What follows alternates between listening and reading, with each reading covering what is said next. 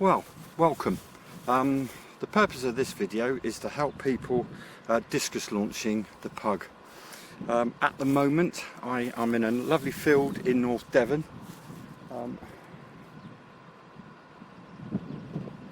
It's blowing consistently about 7 or 8 mile an hour, but it is gusting up to 10 or 12 as thermals come through. Now you might be able to see just here I've got myself a very large one of those slide out fishing rods with a windsock on it.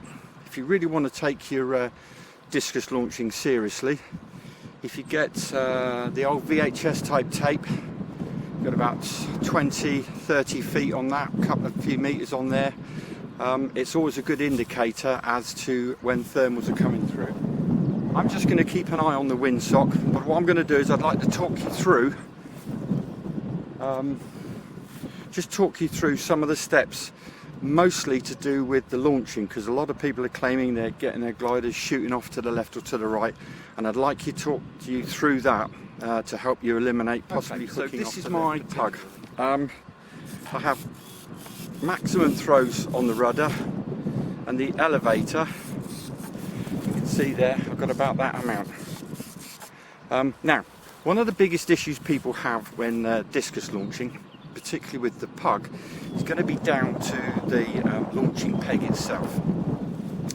Now, if you find that when you're doing hand chucks, particularly that your glider is veering off left and right, that's the sort of thing you've got to sort out. Particularly try and fly it fast off a hill and you notice it's got a bit of a turn in it. They're the sort of things you need to eliminate to start off with. But if your glider is flying true, you see I've got no presets on that whatsoever. Let me just show you one of the areas that people are struggling with. So what they're actually doing is they're putting their fingers and they're getting that little hook around there. What you should be doing is literally have your fingers resting right on the tip and stabilize it with that thumb. If you have your finger notched in there, I'll guarantee you nearly all the time, unless you've got tiny little fingers, all the time that's going to struggle to release properly, and that's how you'll end up with a left-handed hook. So you really want to get it just gently right on the tip, and that will help. So let me just run through that for you. If you get to a field, my advice is try and get a nice flat field, something that's not too bumpy, not got a slope on it. The other thing is wear trainers.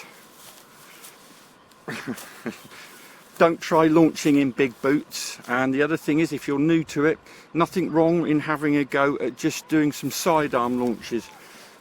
And it's always good to make sure, so my advice is when you come to a field and you're about to spend the day doing some discus launching with the pug or with any discus launch glider, what you want to do first is have a couple of good chucks to make sure that everything is trimmed and you've actually got all the controls in the right throw.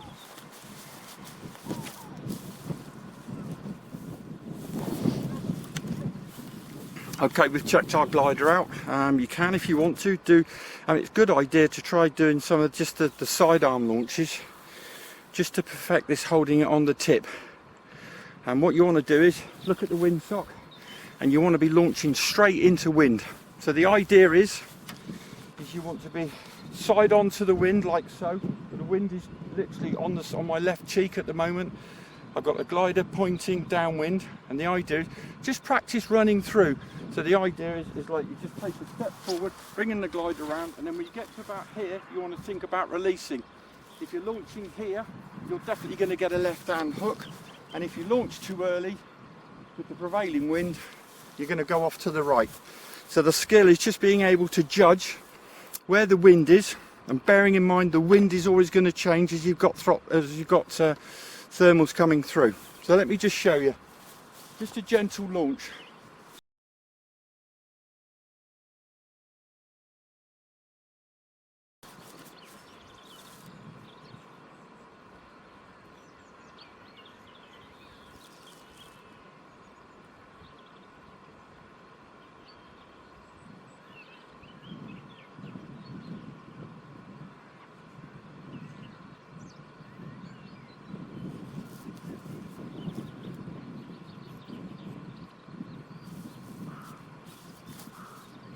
There you go, and that's no fluke.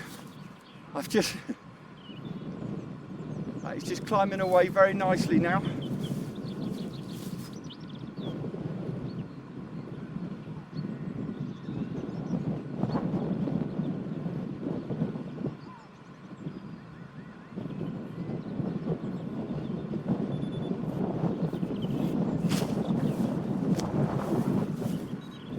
You may notice now how I've just brought that back, by the way. You notice now how just as it caught that thermal and started going back, the breeze picked up. Always a good indication you've got a thermal coming through. Now remember, with the pug, particularly if you've got a little bit of a breeze like this and you circle up, it's going to disappear really quickly. And remember, the higher you go, the stronger the wind is going to be. So always leave yourself plenty of distance to be able to fly back, because that's the thing that catches people out. You get a lot higher up, say 500-600 feet, it could be another 5 miles an hour, and the wind is sucking, the thermal is sucking as well, and you might find yourself, you know, good couple of 100 yards down the other end of a field, and you're going to struggle to get back.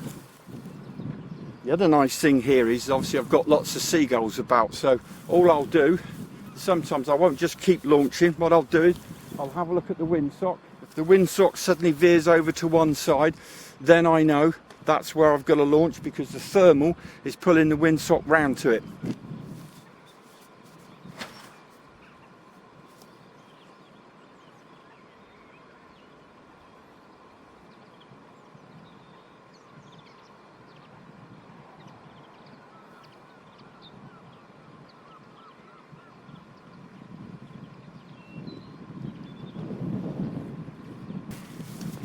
Okay, let's assume you've cracked your launch, and like those, they're going up vertical. A couple of questions people always ask me, particularly when they're getting into flying F3K or discus launch gliders. When do I push over?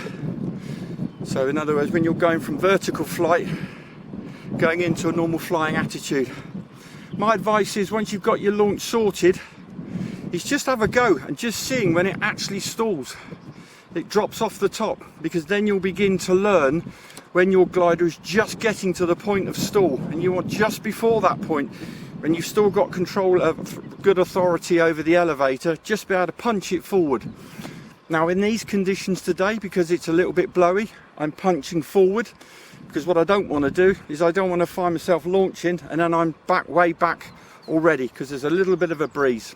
So little tip, if you launch and all of a sudden you think to yourself, crikey, that's a lot better than all my other launches, consider this. You might have just actually, if it's gone very quiet, you might have just actually launched into the middle of a thermal that's come off of the field.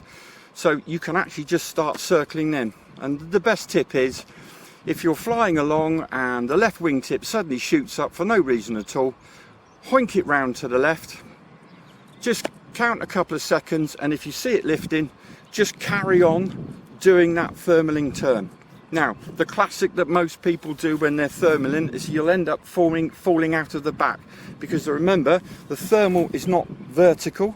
The thermal is going to be leaned over at a certain angle depending on the strength of the wind. So what happens is you might tighten up your turn too much and end up falling out of the back. So remember, the golden rule, if you think you've fallen out of it, is just to fly forward on that track that you've just been on with the glider, and 9 times out of 10 you'll pick it up. You might find that it's gone through and you've missed it.